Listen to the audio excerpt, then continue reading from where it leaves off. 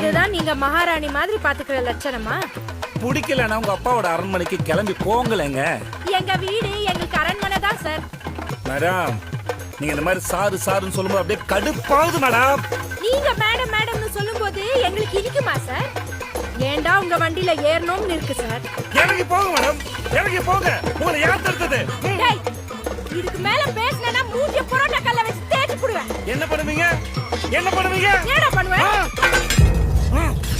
இனிமே ஒரு வார்த்தை பேச மாட்டேன். பேசாத. பேச மாட்டேன் சொல்லி பேசிக்கிட்டே தானடா இருக்க நீ. துண்ட கட்டினாலும் வாய் ஓய்தா பாரு.